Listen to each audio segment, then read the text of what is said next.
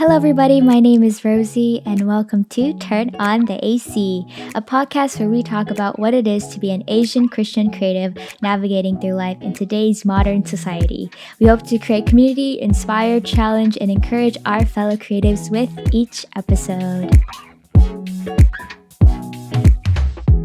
Hello, everybody, and welcome back to Turn On the AC podcast. Today, I have Eden with me. Eden is such a wonderful person and inspiration to me. So we've actually never met in real life, but the support she's given me and the words of wisdom she's given me through our conversations online, especially since I started this small business, Never Too Much, is one that I value so much. And she is such an amazing person. But she is a second generation Hmong-American creative artist based out of Michigan. She studied advertising and design at Michigan State University and worked in the corporate space for 8 years in Dallas, Texas, before starting her design and apparel business Creation in Mind. So Eden has worked with churches and organizations throughout the nation and has most notably designed for the Hmong District's NextGen Ministries, known as SALT and HLUB.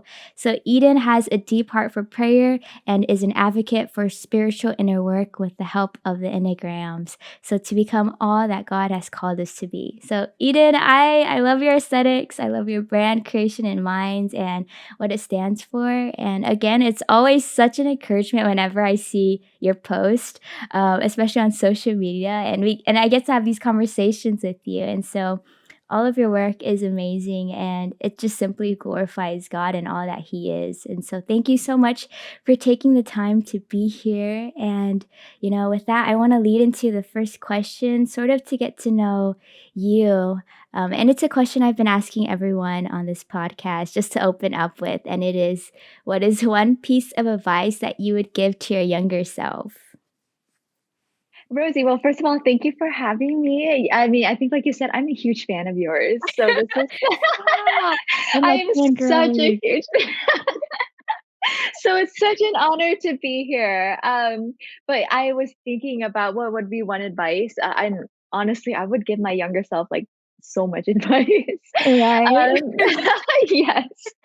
But I think one advice I would give to my younger self would be to not to worry so much. And Yeah. I think when I was younger, I worried a lot about Mhm. the next thing. And so whether that was college or jobs or my spouse, or I think a big one is like my calling and my purpose.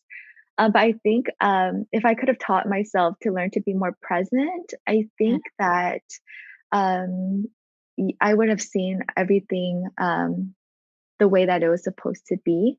Mm. And so I think it's also learning to trust that God is like really good at writing your story, right? Yes. And I think knowing that would have saved me a lot of grief in my younger years.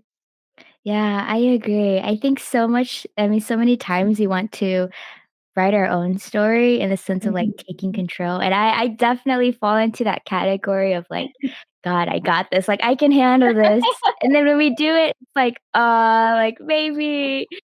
maybe we shouldn't have rushed into that, right? But so Yes. good, I really love that advice. So, I'm gonna lead into the next question, Eden. What has God been revealing to you recently?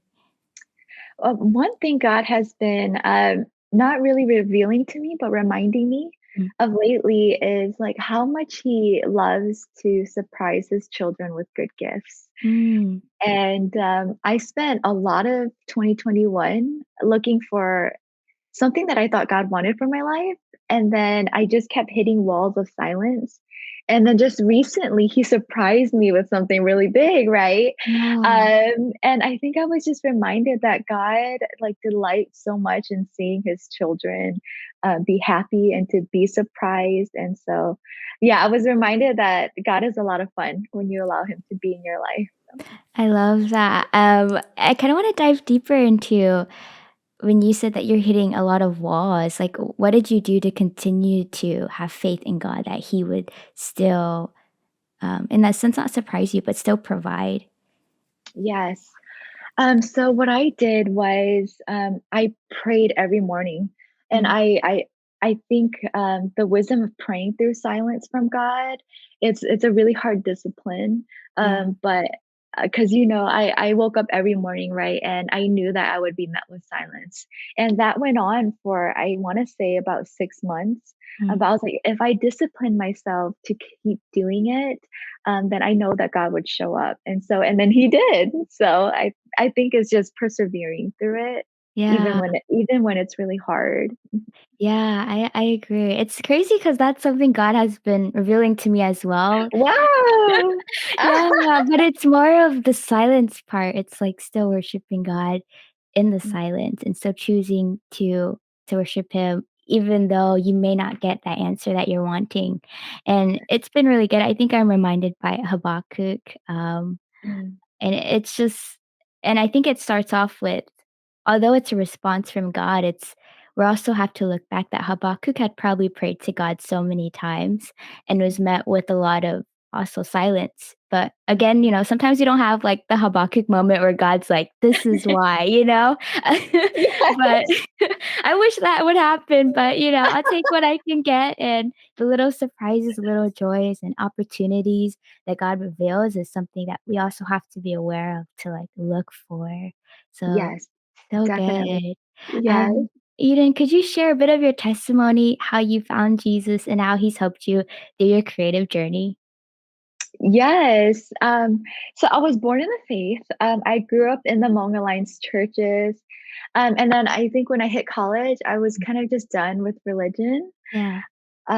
So for about 5 years, in college and post college, I pretty much, I want to say, I denounced my faith, or I definitely wasn't living in the faith. Mhm. And I wasn't in faith communities for a really long time. And it was early in that time where I found myself in the house of a man who was gifted in prophecy. Mm. And so I didn't know him. It was my first time meeting him, and he asked me if he could give me a word over my life. And it was very strange for me, but I said yes. Yeah. Uh, but he told me that the God I knew was a man made God, and it wasn't really who God was. And that Mm. God really wanted to take me on a journey of rediscovering who he really is. Yeah. And that didn't make sense to me. But for the next 5 years after that, God took me on that journey, and it was really long and slow, and it was Mhm. really it was really boring because nothing really happened. Yeah. But one day, I ended up in a church in Dallas where I was living, Yeah. and the pastor spoke a super basic message about grace and the gospel of Jesus. And we've grown up listening to that our whole lives. Yeah. But then when he did that, I think the Spirit of God just broke me wide open. Mm. And I think that all of that has everything to do with my creative journey. And everything I create, I want it to be a reflection of how God has called me home. And then I think where it's leading me is that I want to do the same for his kingdom. And in my creativity and in creating things, that it reflects his desire to call other people home in the same way. So, Wow, so good and mhm. so amazing. I love how your journey started not like even though you grew in the Christian home, but to come back in your college years and after that and then to pursue the Lord. It's like it's never too late to still pursue God. And your story is such a good example of that and super inspiring and so true. And I can relate to you as well. Like it's just awesome seeing you do it because yeah, I didn't really know Christ until my college years, until my 20s where like life was really hitting you in a sense of what it Yes. is to be an adult and growing up in the world. So Yes. thank you for sharing your testimony. I'm so Yeah. excited for where he's leading you with your creative journey, and I can see it in your work. So Mm. you talked about, the things that you create and wanting to just bring people back home in that sense. So could you tell us more about creation in mind? What was the inspiration or, why was it created? Yeah. So, creation in mind was, it was first a graphic design freelance sort of thing, Yeah. because that's what I knew. But after a while, I learned about embroidery, and I really loved apparel, so I switched Yeah. it. You're doing the same thing, right? Yeah, yeah, I Yes, am, but love I love it. your stuff. Your stuff is way more cooler than mine. Oh, no, that's definitely not true. But but the heart behind what I was doing stayed the same.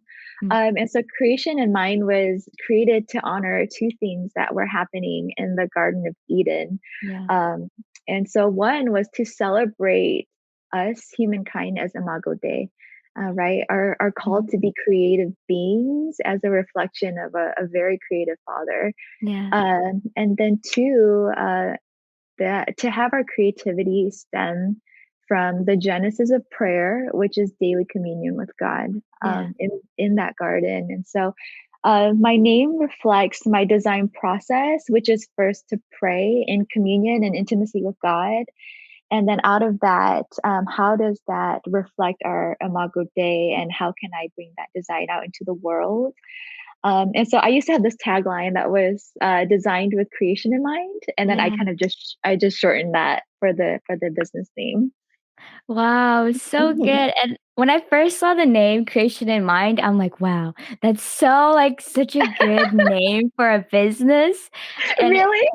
yeah, in the sense, like and I love the image of God being the creator and giving us the ability to create, and so, yeah, going back into creation in mind, yeah, I love that name and just, like, your thought process of giving it to God first before anything else, and I think that's what we need more in the world is a lot of conversations to God before we converse with others in that sense of like, let me reflect with God. And so, I think that's why your business does such a wonderful job. And if you guys will check out Eden's shop, she has really amazing sayings on there and it just reminds us of what God says we are. And so with creating a business, was there any doubts when creating creation in mind? And how did you overcome them? Oh, there's so many doubts, right? Yeah. There's so many doubts when you do these things. I think a big one is finances, Mhm. right? I think that's a big fear for a lot of people, the amount of money it takes to do these things. Yeah.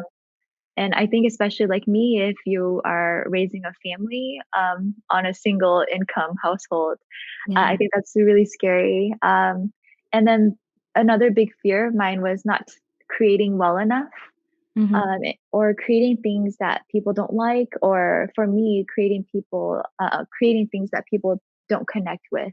Yeah. I think that was a big fear of mine. But I think the best way that I overcame that was really to step forward in fear, Mhm. right? Yeah. And trusting that with each step, that God would propel you, right? That's Oh, like, yeah. yeah. And I feel like that answer sounds like so over spiritualized, but I feel like it's so true, right? You just have to do it. Yes.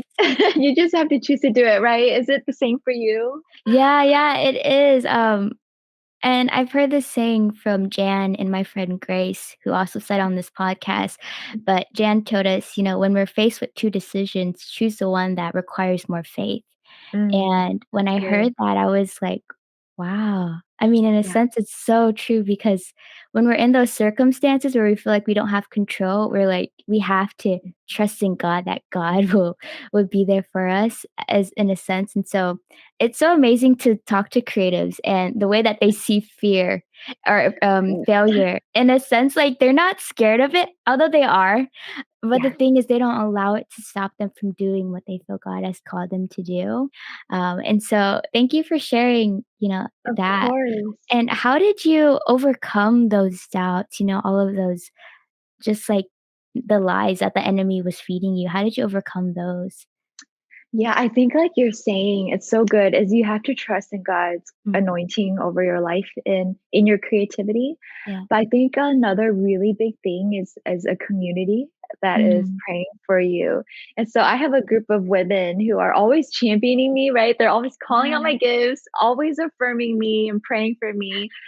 So I think you can't do it alone. And Mm, I think what's really good too is to partner with people who are in the field like yeah. you Yeah.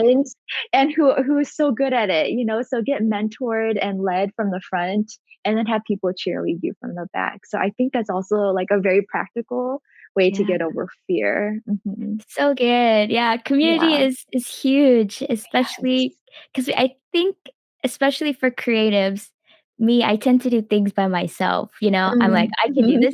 this by myself." Yes. But we forget, like, sometimes we do need encouragement, sometimes it is draining us, and the Mhm. best thing we can hear is from one of our friends who are like, "You're doing such an amazing job. I see your hard work." Yes. And Mhm. words of affirmation have been one of the things I've been working on for this season of my life, and Wow. Uh-huh. yeah, so it's just, like, not to only get affirmation, but to give affirmation, and so I'm Mm. like, "Okay, because my friends give me affirmation, it's like I need to do the same in return," and also it helps me be in the moment, and Yes. especially if we're talking and I realize, like, "Wow, my friend is really good at encouraging," you know? Let me tell her that so that she can use her gifts to encourage others, and I love that. so words of affirmation are amazing and, Yes. you know, I'm glad that you have an amazing community to help you grow as well, Eden. Oh, Um, definitely. so what Mhm. inspires you the most when it comes to creating new shirt designs and graphics? Yeah, so I've mentioned before, I love prayer. Mhm. Um, a few years ago, God took me on this incredible journey in prayer because I Yeah, was not a praying person before. yeah, And so with each year, I've just learned to really love conversing with God. And so I think that's the source of my inspiration is really what is God saying to me? mhm. Is God saying this to anyone else? And then how can I bring that message out into the world aesthetically? Yeah, I think creative, we're such aesthetic people. And so, yeah, often he speaks and then community, sometimes they affirm, most of the time they do, and then I just get to create. So God wow. is an amazing source of inspiration. Yeah, I love that. I love that, especially it goes back to what you're saying, you know, you always pray before you start something. And Yes. that's such a good reminder for me and something I need to hear is I need to slow down, pray, Mhm. think about it, you reflect, and, Yeah. you know, you do such a wonderful job of that. So, Mhm. have you ever had burnout from creating? And if you have, like, what have you done to overcome that in that sense? Yeah, it's funny because as a creative, I think there's a lot of creatives like me Mm, where creativity is actually very hard for me. yeah, And so as soon as I get a project, or I start dreaming about a new item, I have this like unbearable weight of mm, insufficiency, right? That just sits on me. Like until that item is released or the project is done, I'm in this constant internal battle that what I create is never going to be good enough. And mm. so I feel like with every project, I'm burnt out because of but when it gets really bad, when it like completely paralyzes me, Mm, I have to give myself permission to walk away from it. okay, yeah. Um, and so rest for me, in those times, it looks like completely detaching myself. And so this sounds really unhealthy, but I'll like binge watch TV shows for like a week straight. Yeah. Yeah, that's a good skill. I think what that allows you to do, it sounds horrible, but I think it allows me to numb my mind Mm, too, because otherwise I would be obsessing over it. So yeah, I need something to like numb me. yeah, But yeah. then once I once I come out of that hole, that's when I start filling myself up with richer things. So I Mm, love reading. I love listening to podcasts. And then I love talking to people. I think people are always such a source of inspiration and of filling up. yeah. And I think that re-inspires me to take on projects again. I love that, like, allowing yourself to walk away. Like, I think Mhm. a lot of people need to hear that, especially with creatives like us. For me, when I start something, I have to finish it. Like, I have to see it to the Yes. end, um, Yes. to the point where it does feel like burnout because you're pushing constantly. Like, you know, you have to finish it, and it's so good that you're allowing yourself to take a break when it's needed and to not overwork yourself because you don't Yeah. really need to at the end of the day, you know? Like, Yes. that's what I've been reminded of is, like, the world is still gonna spin even if I don't do it, you know? That is such good wisdom because I would be like, I would at the end of the day, I'd be so cranky, and I'm like, "Well, Eden, no one expected anything of you." Right? It's the expectations we set on ourselves, Yes, it right? is. We are so hard on ourselves, we can be. Yeah, definitely. Like, are there times where you are hard on yourself? And if there are, how do you come out of that place of not being so harsh on what you're doing and who you are? Yeah. I think, for a long time, it was hard for me to pinpoint Mm, that I was being hard on myself, but I yeah. think I had to really learn, um, about those voices, those lies, and then I think it just really takes, power, to kind of fight them, and so I think there's no better way than to just, change the narrative that you're listening to, and so when I find myself, like, telling myself, like, "You need to finish this, you need to finish this," I'm like I have to be like, "Stop, Eden. You actually don't." Right? No one needs you to finish this right Yeah. away, and I think that helps me a lot is turning the narrative around. Yeah, so good. Changing the narrative. I like that. Yeah. I Yeah. think when you change your perspective on things, it's like, for example, I used to be like, "God, what am I doing? What are you doing? Why am I still here in this season?" Yes. And then I was reminded from a friend of mine's because he was going through, a loss of a job, and he was like Mm, I asked God what he wanted to show me in this season, and I mhm. was like, "Wow." I'm like, "I need to ask that question instead of being like, 'Why, Wow. God?' But, okay, what are Yes. you trying to show me here?" And so Mhm. it's been such a good thing for me to change my narrative and change my perspective on, "Okay, God is using me in this waiting season." And I saw this online Mm. where it was saying, "God never wastes a waiting season." Yeah. And Yeah. I was like, "Well, I needed to hear that because if God never wastes a waiting season, I shouldn't also waste my waiting season as well." I mean, in the sense Mhm. he's working in my waiting season, but for me Yes.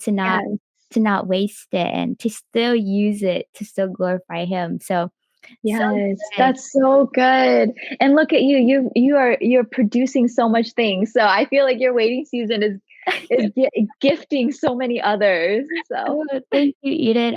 Honestly, God has been so good in this season. mm, It was definitely tough, but I think God has opened so many opportunities, and me realizing that instead of wailing and I had that season to mourn, but yeah. also to come back from that and being like, "Okay, God, let me see what you have blessed me with instead of what I am missing." And that Mhm. really again, it goes back to, like, changing the narrative, like, that made me push me more to be like, "Okay, God has gifted me in these areas. I should do what he's gifted me to do." And Yes. so thank you, but again, it's been inspiring watching you do it, and I can't, like, stop saying that, but it's so amazing for you to be like, "Your work is good," because I think your work is amazing. No way. I'm watching you do all these things. I'm like, I need to be more like that. I Yeah, need to get on it a little more. And that's so funny because on the Enneagram, I'm a 1 and you're a 4, right? And so when ones are unhealthy, we look like unhealthy 4s, right? yeah. And so I totally get what you say about like having seasons of just mourning. I'm really good at mourning. Me too, me too. Yes, I'm really good at being sad and staying in really dark places, right? Yes. But I think I love what you're saying is that you have to allow space to do that. But then I love what you're doing too, is that you're pushing beyond that into the next thing of what God has for you. So that's amazing. I love that. Oh, thank you, and, Mm. as talking about enneagrams, could you tell us what enneagrams are, and, why do you feel like enneagrams are important to understand and know about you and, like, other people? Yeah. So in short, the Enneagram, I love the Enneagram. It's a tool in understanding who you are and why you respond the way you do to the world around you. Mhm. And so it's often a tool that people use for healing and in transformation. It helps you in maturing as you are growing in your growth path. And I think the Enneagram is important to understand because it allows you to gain a deeper understanding of who you are and how to be the best version that you can be for Yeah. yourself. And I think for your community and the people you're in relationships with. Um, and I think what you said too, it allows you to better understand and love the people around you. You know, Yeah. it gives you greater compassion. Um, and so, yeah, what I often say when I found out that I about the Enneagram, it helped me to put a lot of language to a lot of the pain that I felt in my life. Mm. So as a one, I live in the gut triad, right? And so in the Enneagram, that's with the eights, the nines, and the ones. So ones, we suppress anger as perfectionists because it's not a perfect emotion. Yeah. And that often leads to resentment and oftentimes seasons of rage that we can't control. And Yeah. so in my younger years, I struggled a lot with anger, and I didn't know why. Um, my dad likes to joke. My dad's an eight, which is the most aggressive number on the Yeah. Enneagram, right? But he was always scared of me. That was the family joke, was that Eden is really scary. And so I didn't know why. But I think it's because, and through the Enneagram, I understood that the enemy can put lies into our lives Mm. that hurt us a lot more than, say, someone else. And for me, that was that I had to be perfect and blameless in order to be loved. And Mm. so I think the Enneagram was huge in my faith for that very reason. Yeah. Um, that Satan is the father of lies, and he always goes right for identity, right? And Yeah. so, and I think, like I said before, because he was always attacking my identity, and I didn't know, I would spiral into really deep depression and a lot of self-loathing. I was really good at that too, Mhm. because I think ones are known to have a very strong inner critic. Yeah. And so because I always never felt sufficient, I was always I self-loathing. I but through the Enneagram, I allowed it allowed me to see how desperately I needed Jesus. Mm. And so I'm launching a second Enneagram collection soon, which I'm super excited about. I'm excited for that. Yes. I have the Enneagram 4 shirt and I love it. I wear it like I have to wash it today, but I wear it like every day. Yes, I'm super excited about the second one. I'm trying to make it as perfect as I can. Mhm. But for my verse for that collection is Second Corinthians 12:9, and it says, "But he said to me, my grace is sufficient for you. My power is made perfect in weakness. So good. Therefore, I will boast all the more gladly about my weaknesses, so Christ's power may rest on me." And I think that's the whole idea behind why I love practicing the Enneagram, Yeah. is knowing that we are all incapable, right? We all have like an Achilles heel to who we are. But how can we embrace those like quote unquote flaws to Yeah. glorify God? And how is his power made perfect because of those things? And then how can we turn that into grace and understanding God's grace and love instead of using it as a tool to fight with, you know? So yeah, that's sorry, that was really long-winded. I love the Enneagram. No. I could talk forever.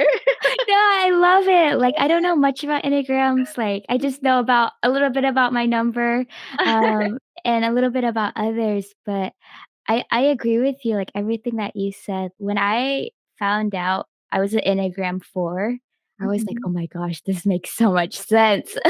You know, not saying that it defined me, but it was like, "Wow, like, why was that so relatable?" And realizing that the Enneagram 4 is in the heart triad, and so we're Yes. very emotional, like, 'cause before, I remember someone was like, "Oh, why are your emotions, like, all over the place?" You know? Oh, Or, "Why are you so moody?" Or, and mm, this, and I'm like and I realized God gave me these emotions, you know, and I mm, feel mhm. everything, and in the sense, like, the 4s, the Enneagram 4s out there, like, we feel deeply, we feel and the way that I see it is I feel not what God feels entirely, but bits and pieces of what he's feeling. And Absolutely. and it's not saying to indulge in my emotions and to let that control me, but it's like my emotions are indicating something, I'm feeling something, um, and they're there for a reason, but I've also learned, what stress is and what I look like Mhm. unhealthy and what I do look like and when I'm healthy, and I can see that when it's starting, I'm like, "Ooh, I'm getting unhealthy," like Yes. it's like, "How do I get healthy again?" And, um, it's like little indicators like that help me to kind of come back and be like, "Okay, Yes. what does it look like to be healthy?"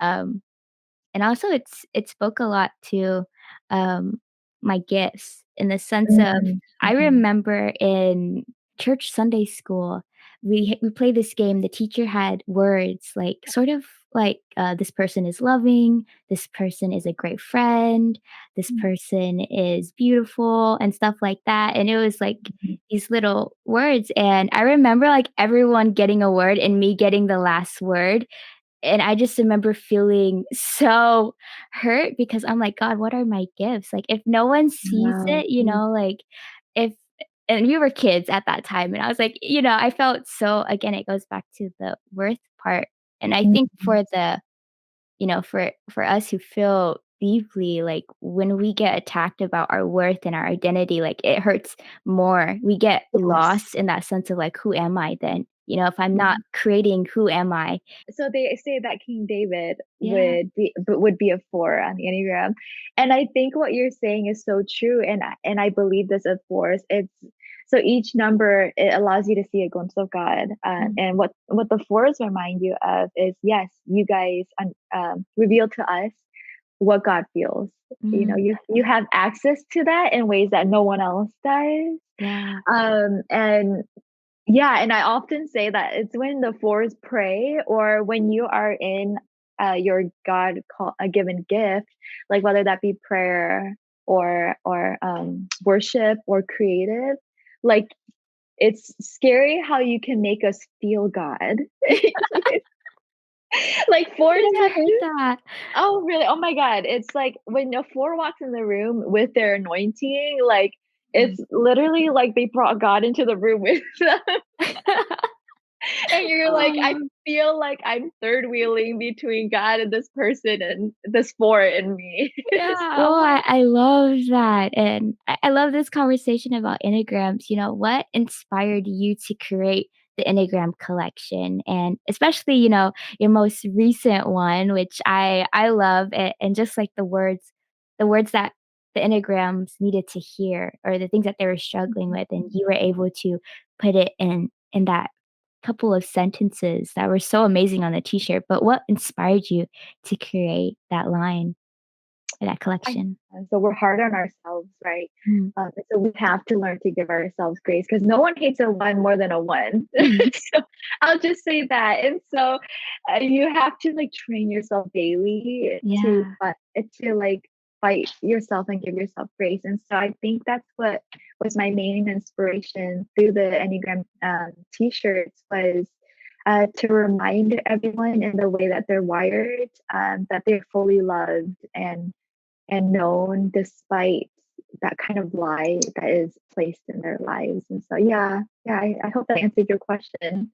No, it did. No, Mhm, thank you so much. I mhm. love that, and I think it was something people needed to hear, especially me, because on the Enneagram 4 shirt, you put, "I am known and loved," and I just remember, being in this state of, like, in my morning that I just remember being surrounded by the lies, and it was just telling me, like, "I'm not enough, I'm not loved," and I just remember crying, and then, a voice came and it was like, "But you are loved," and I cried even more because I'm like, "That has to be God," because Yeah. I was telling myself that I wasn't worthy, I wasn't enough, and for Mhm. God to come and say, "But you are, you're so loved," and it Yeah. was, like, exactly what I needed, and I was so happy when it said it on the shirt where it says, "I'm known Oh, and loved," and I'm like, "Wow," like, that's what we needed to hear, it's what I need to hear all the time, and, um, yes.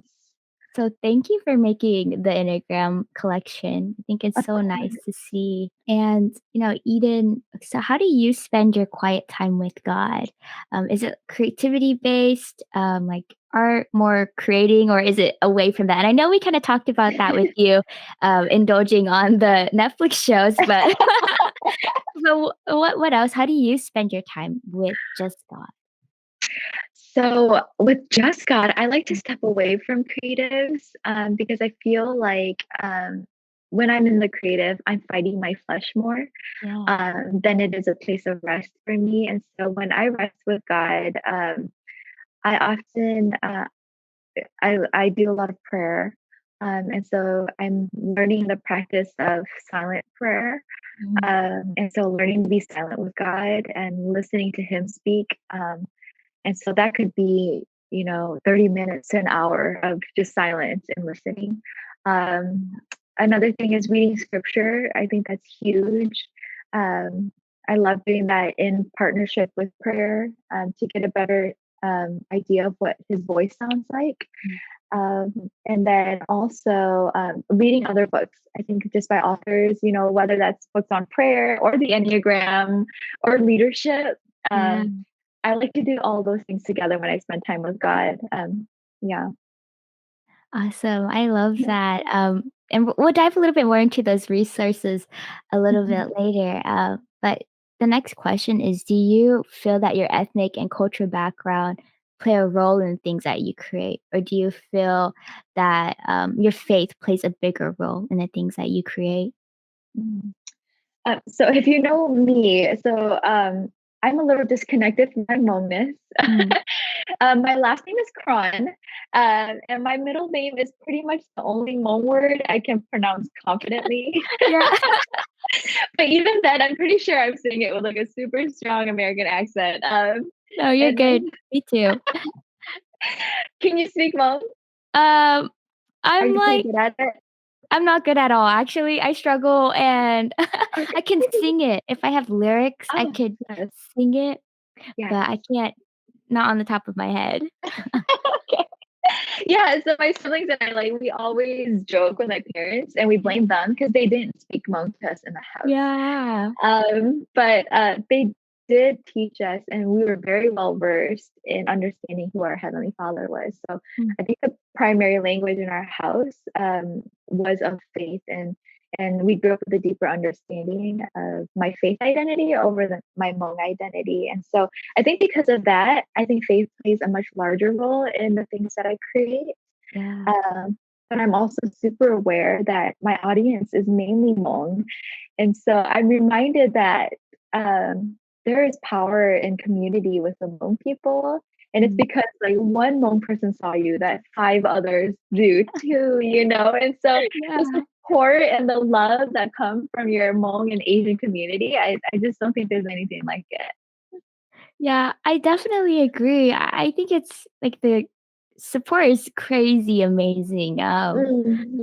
I started a Instagram for this podcast, have not posted anything, but Uh-huh. people have already been following Ah, it. It's definitely amazing what the Hmong community is and, mm, um, how we're growing more towards Christ in that way. So yeah, I'm excited to see where the Hmong community goes in the future, yeah. especially the Christian Hmong community. Mm. So going back to the enneagrams, what is a test that you would recommend for anyone who's interested in taking the enneagram? Yeah, so the one that I recommend the most is eclecticenergies.com, and it's a free resource. And I always recommend that people take it with people, a person who really knows you and respects you and can tell you really honest things about yourself. Because I think with these tests, it's so easy to test in a way that you wish you were a certain type, right? Yeah. Versus an honest reflection of who you really are. So that's a free online resource. But if you want something that's a little more in depth, there are tests that you can pay for too. But I've never utilized those tests before. Awesome. I'm gonna take it. I mean, I've taken it on like, I just type enneagram free test and like Yes, whatever pops up, I'm like, yeah. okay. Have So you taken it more than once? I have. And the thing is, I always Mhm. get a number that's not a 4, and I'm like, "It's not Uh-huh. me." I'm like, "It's not me." Um, Like, I read a devotion on the book Enneagrams 4, and in the mhm. beginning, it says, "You'll always have a core number, but you can be different numbers in different seasons." Yes. And so I was like, "Okay," I'm like, maybe I'm not a 4 in this season, but I feel like the 4 is my core number. I don't know why Yeah. I'm, like, held so tightly onto this 4. I just feel like it it represents me so well, but and I love being a 4, but I'm like, "Maybe I'm not a 4." It's a lot You of know, that's what's amazing is I know a lot of people who I swear are 4s who, like, deny it. So I love when I meet a 4 who's like, "This is me. I claim this."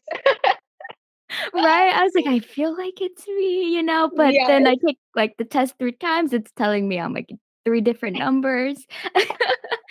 So They always say don't take those tests when you're in off seasons, right? So if you're mm, in a really low season, don't take it yeah, because you'll test a number that's not you. Or if you're in a really high season, don't test that either. So I think that wow. might be why you're getting a different number. Right, I'm like high seasons, low seasons, no in betweens for me. Like, "Oh, man, when can I take it then?" You're right. When are we ever stable? That's the question. Right. I just remember talking about being healthy, and I'm like, "I wanna be healthy," and then I'm like, "Okay, Rosie, you'll never actually be fully healthy, but Yes. if you can get to the point where you're at least a little stable and more in Yes. not in control, but, like, trusting God more in that process." And Yes. I feel like that's when you know that you're healthy is when you're no longer thinking about you, but you're also considering others too, and not in the sense Yes. of uh, having their opinions conform you, but Mhm. being thoughtful and considerate of those around you in that That's sense. good. But Yeah. Oh, yeah. You're absolutely right. We will never be healthy. right, as much as we But we want to.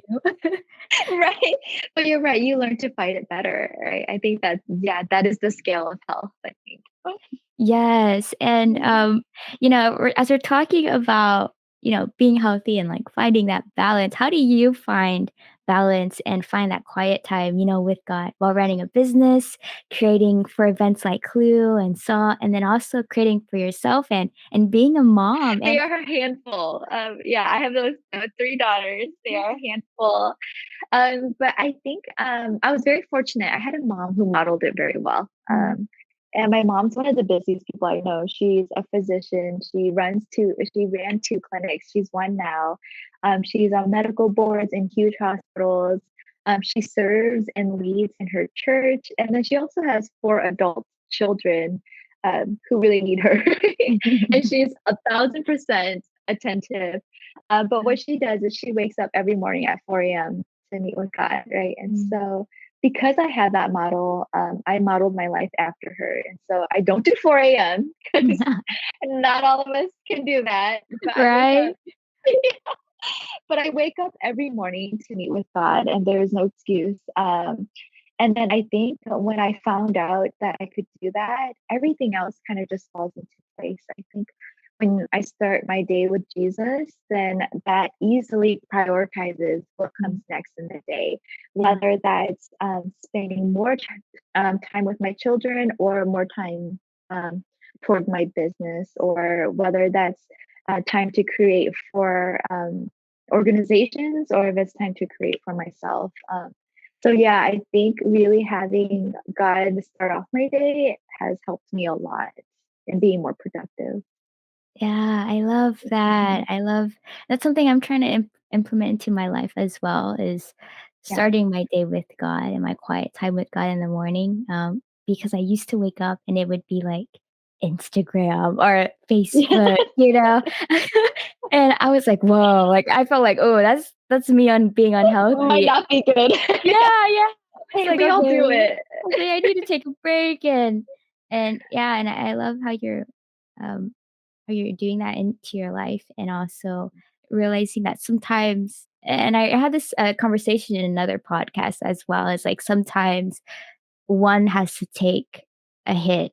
For example, like if you're going to spend family time, then I can't be creating, or focusing on the business. And it's like not one thing is going to equally balance, but it's like what priority is next for that day. You're so right. It's not everything is gonna win, right? And I think when God prioritizes it for you, you Mm. know for that day what you need to give up.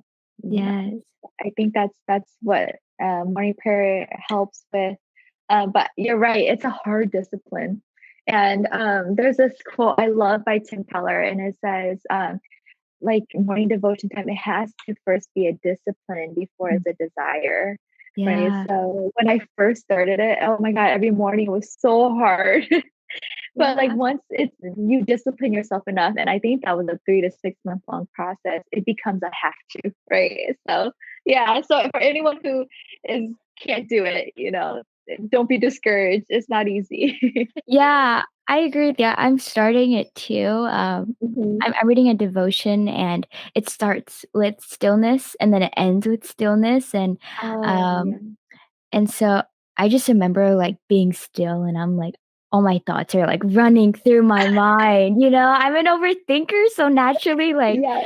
if there's a thought, then it'll create like a rabbit hole um and one thing I heard from Jenny Allen, and I said this on another Mhm. episode of the podcast, was that the only way the Bible tells us, um, that we have to take every thought captive. And, Yes. when I Yes. heard that, I was like, "Every thought?" Like, I have so many thoughts. Yes. But and the only thing that can stop a thought is another thought. And Mm. so, when I'm overthinking, I have to and in my stillness, one thing I do is I constantly repeat the verse, "Be still and know that I am God." And I Mm. forgot where that verse is from, but it just reminds me that I'm not in control, that God has all the control, and all I have to do is be still. Yeah. And, thank you for sharing how you balance all of this, but not in a sense of balancing, but being able to prioritize because God allows you to in that stillness. Yes. So, Eden, what is your thought process when it comes to creating content for church conferences like Clue and Salt? Okay, so I think creating for these conferences has always been a lot more pressure Mm. because instead of creating for one client, you're creating for an entire group, right? And Yes. so I think that really humbles me and it really makes me cling to Jesus. Mm, And mm, so for weeks on end, I'll just pray and a big thing that I always ask is, God, what is it that you desire to speak to these people, this certain group, this certain age group? Or what is it that you're doing in their generation? mm. And then how can I capture that essence into a feeling? Yeah, And so with Flu 2020 that we had, that was eventually canceled because of the pandemic. yeah. That one for that was Peaks and Valleys, the God who was there.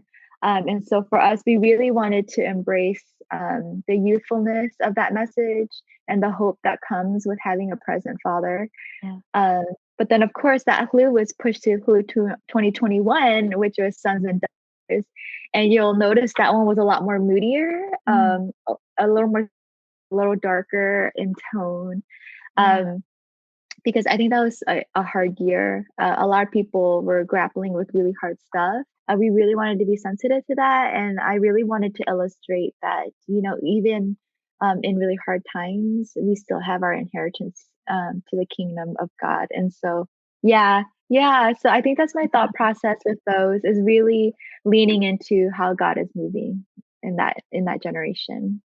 Wow, so good. I think now that you've mentioned it, I see it now, and I think that was the perfect move because, um, I especially needed that conference. I went and I served, but Mhm. also, I was like, I needed that reminder that, yeah, I am a son and daughter. I am a daughter, not a son, but I'm a daughter of Yeah, God. you can be both.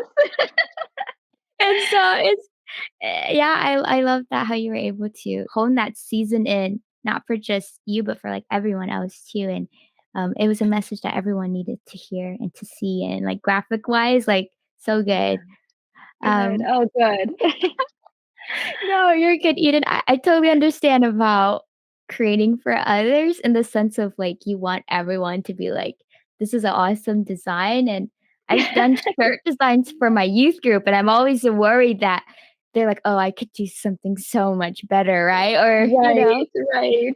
And it's like, Yes. "Okay, let me see you create then." Like, "Let me see you." time, but I always hate it when people are like, "Oh, it's easy." I'm like, "Oh, have you looked at a blank screen for hours on end?" right? It's like, how do you make it cool, but, like, still God honoring? Yes, yes, absolutely. So I definitely admire all your work that you've done at these conferences and, especially for the new SALT that's coming up. Yes. Super excited for surgeon I can't say that word. Sojourners. Sojourners, yes. We should put out a pronunciation thing. Please, please put it out for me because 'cause I'm just gonna be like, "Journers." That's all I can say. That will work. But with that, like, what was your thought process when creating that design and that color palette? Yeah, so for Sojourners, we really wanted to capture the essence of California. Mm, And so something a little lighter than Sons and Daughters, which we were coming out of. yeah, And so, yeah, we wanted to play with a little more movement with that one and a lot lighter colors, happier colors, yeah. almost like a breath of something new. Mm. And so, yeah, so that's the inspiration behind that one. So good. I'm so excited. And Yeah. but, what are some lessons that God has revealed to you from becoming a mom and a wife? Yeah, marriage and motherhood, I always say, are the most sanctifying Mm, and painful sources of refinement that I think we have access to as we grow in our maturity. yeah. And I think the biggest lesson that God taught me through those things is just how fallen I am in my Mm, flesh. And if I'm being completely honest with myself and I'm not trying to make excuses, um, it has revealed to me how selfish I am. mm, Um, and so being a mom and a wife, I've learned to really die to myself every day. yeah, And it's not like a one-time death. It's you're dying to your every flesh selfish desire. And so it's not fun and it's painful, but it is sanctifying because yeah, in every little death that you die every day, every time you have to put your needs down for your spouse or your children, it teaches you how much you need to cling to Jesus. And mm, so every death that you die, it points you back to Jesus, right? So Jesus isn't just a one-time thing in your day. It's really every moment that you have to choose others before yourself. So yeah, it's not easy, but it's amazing. One of the most amazing things I ever get to do. I can't wait for mines. It'll be great. It'll be great. Uh, It's hard, but it's so good. yeah, I was just talking to, my friend who just got married, and, Oh. it's so exciting, but she also said the same thing too about learning that she was selfish, and I found that Mm, so interesting, um, and I think Christ represents that so beautifully because, like you said, you have to sacrifice yourself in that sense of choosing them first, and that's exactly what Jesus does, and that's how yeah, marriage glorifies the church and Jesus and yeah, God's relationship with us, and so thank you for sharing that, yeah. especially because I think marriage is now these days, I think a lot of us expect something easy, but it's nice to Mm, hear that, you do have struggles, but again, like, you love it, and it's something that yeah. you find joy in, so thank you for sharing that. Yes, Um, of course. what is the best advice that you would give to my married folks who are listening? So I can't speak much to all married folks. So my husband and I were married 8.5 years, almost 9. Wow, So congratulations. yeah, I can't believe it sometimes. But for my younger married people, so Yeah, below 8 years, I think the best advice I could give them is to learn to like your spouse. And I think that's something that we don't talk about enough, where I feel mm, like maybe if you're young and married and you're still in that love stage, yeah, you don't really think about like learning to like your spouse. Because I think if we're being honest, it's a lot easier to love your spouse and to mm. honor them and respect them than it is to like them as a person. Yeah, so good.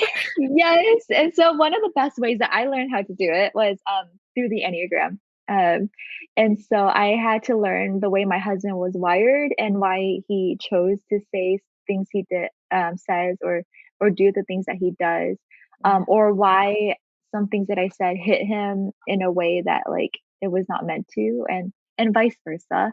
Um, and I think through the Enneagram and understanding how he's wired has taught me to um, understand him in a deeper way and see how he operates within the life that he knows and he sees Yeah. based on his wiring.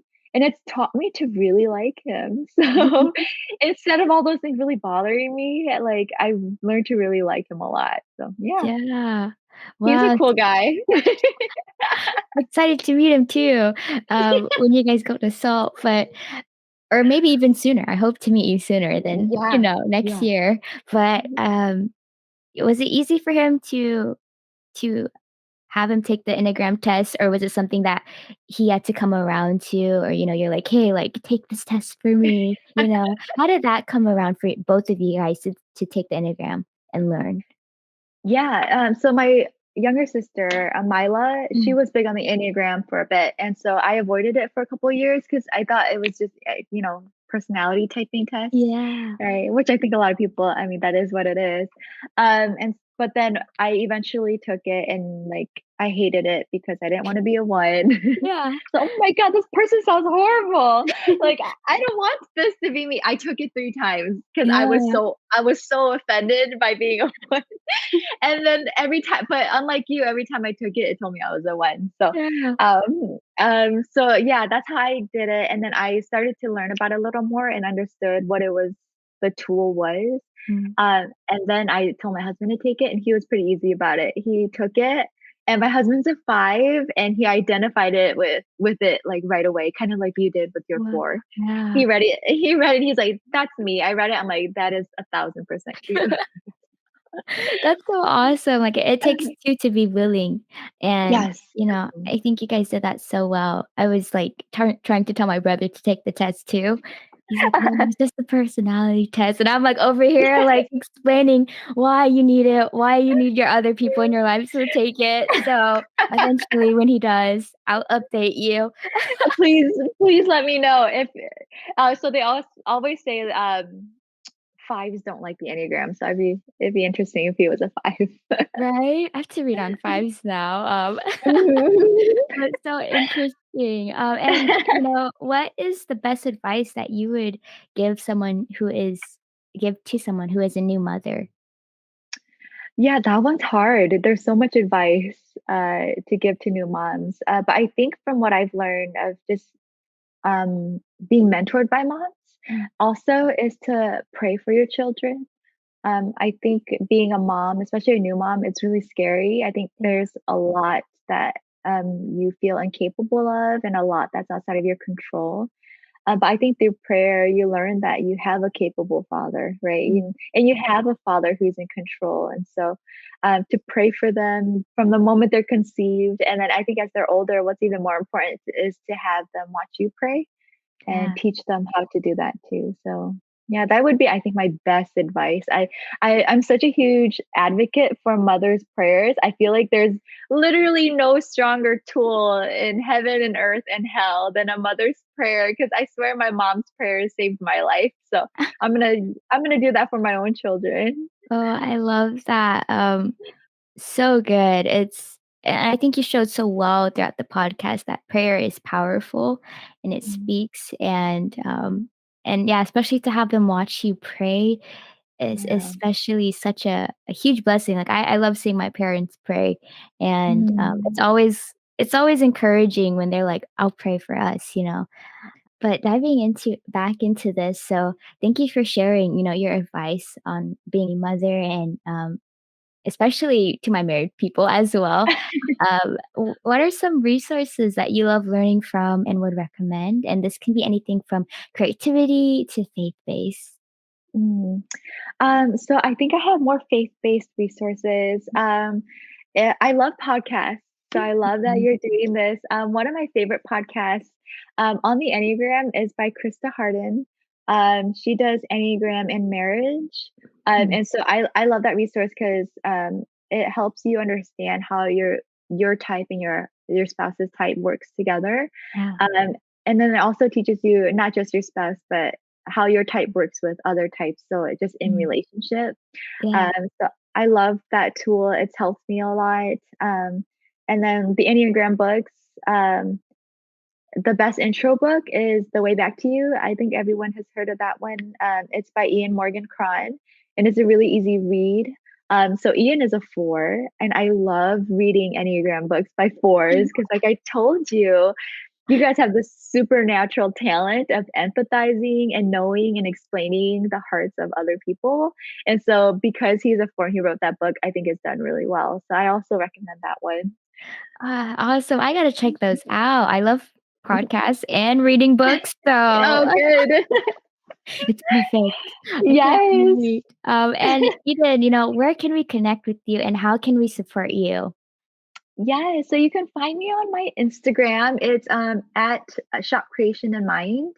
Um, that's the handle to the shop page. And so the best way you can support, I think the biggest thing is just to share and get Mm. share my pages or my posts if they speak to you. I think that's the best way to support my shop. Or if you have any questions about the Enneagram or prayer or just creative things, how to get started, my email is also eden.creationinmind@gmail.com. So, Awesome. And we will have all the links down below if anyone is interested in checking out Eden's work. Definitely do. Definitely go support, buy a shirt because they're comfy and I've worn them every day. I am is it a witness? I'm a loyal fan. I have no idea what one or the other, but yes. definitely go check out her website. It's amazing. It's beautiful. Her Instagram, aesthetically pleasing. So Mhm. everything will be down below. And this is the last question Yes. of this conversation. What is a word of encouragement that you would give to someone who is struggling with their creativity and faith? So I'm not good at my own words, but I found this quote that I just loved, and it's by Morgan Harper Nichols. And if Yes. you've heard of her, yeah, she's one of my favorite creatives, and she's very well versed in the Enneagram too. So I think that's where a lot of her content stems from. Yeah. Uh, I know you mentioned you read an Enneagram 4 devotional. Um, she just wrote one for the fives. She is a 5, so. But her quote is, "May you exchange comparison for the gratitude of knowing you have not missed out on what was meant for you." Mm, And so I think as a creative and even as a person of faith, comparison is such a thief to yeah. us, right? I Yeah. feel like as a creative, I'm always comparing myself to like the hustle of others, right? I'm like, oh Mm, my God, they can hustle so hard, or, they are so much more creatively gifted than me. And yeah. then I think when it comes to faith, I feel like they have more faith than I do, right? Mm, Or they are so much more gifted in this area than I could ever be. And so I think learning to fight comparison, as that quote said, I think you can better appreciate um, how God has gifted you in both your creative calling and I think in just your anointing as a son or daughter. So, yeah. So good. Thank you for mhm. sharing. And I think that ties in perfectly what we were talking about of when you change your perspective and also like when you realize who God made you to be and who Yeah, he's meant for you to be, you see that, yeah, you can stop. Although, like, we're never going to stop comparing in some senses, like, it's going to yes, be there. But when we realize, like, we're all so gifted, and just yeah, because we think that they're doing well, like, we can all still support and still encourage them in their gifts. And so absolutely. so Hmm. good. Thank you, Eden, so much for being here with me today. Yes, thank Oh, you for having me. I just love you. So, me too. I love this conversation, and, yeah.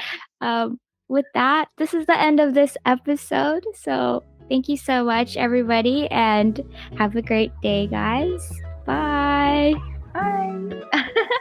Thank you so much for tuning in on this episode of Turn on the AC. We hope you enjoyed this conversation as much as we did. If you don't already, follow us on Spotify, Apple Podcasts, and any other platforms that you're listening to.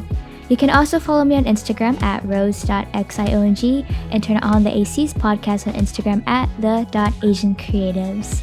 You can find and watch us on YouTube at Rosie Xiong. Leave us a comment, rating, and a review. And if you enjoyed this episode, share it with your friends and family. If you enjoy listening to Turn on the AC and would love to support us, you can give us a donation on Anchor. Thank you so much for listening, and we'll catch you guys on our next episode. Bye, guys.